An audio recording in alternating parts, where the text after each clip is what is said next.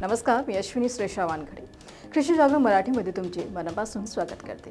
पंतप्रधान नरेंद्र मोदी यांनी तिसऱ्यांदा पंतप्रधान पदाची शपथ घेतली आहे.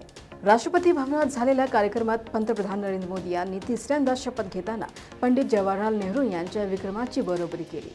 मोदी तिसऱ्या सरकारांच्या पहिल्या दिवशी पहिले निर्णय शेतकऱ्यांसाठी घेतला आहे. प्रधानमंत्री किसान सन्मान निधी योजनेचा 17वा हप्ता सोमवारी जारी करण्यात आला.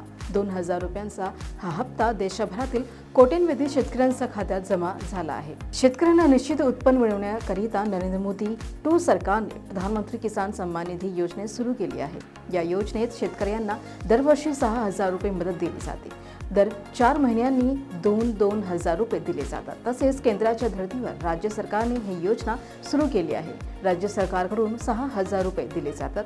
यामुळे केंद्र आणि राज्य सरकार मिळून महाराष्ट्रातील शेतकऱ्यांच्या खात्यात वर्षाला 12,000 रुपये जमा होतात. पंतप्रधान नरेंद्र मोदी यांनी तिसऱ्यांदा सूत्र स्वीकारल्यानंतर पहिला निर्णय शेतकऱ्यांसाठी घेतला आहे. त्यांनी शेतकरी सन्मान निधीचा हप्ता जारी केला आहे. त्याचा फायदा देशभरातील 9.3 कोटी शेतकऱ्यांना होणार आहे. यावेळी बोलताना नरेंद्र मोदी म्हणाले की आम्ही शेतकऱ्यांच्या विकास आणि कल्याणासाठी कटिबद्ध आहोत. कृषी क्षेत्रासाठी सातत्याने काम करत राहणार आहोत. यापूर्वी पीएम शेतकरी सन्मान योजनेचा 16वा हप्ता 28 फेब्रुवारी रोजी आला होता. या योजनेचा लाभ घेण्यासाठी शेतकऱ्यांनी बँक खाते आधार संलग्न करून घेणे गरजेचे आहे. तसेच बँकेत KYC पूर्ण करणे गरजेचे आहे. शेतकऱ्यांना http://pmkisan.gov.in वर जाऊन आपल्या खात्यात शेतकरी सन्मान योजनेचा 17वा हप्ता जारी झाला की नाही हे तपासून घेऊ शकतात. तसेच या संदर्भात काही अडचण असल्यास हेल्पलाईन नंबर 1800-115-5525 वर संपर्क करू शकतात.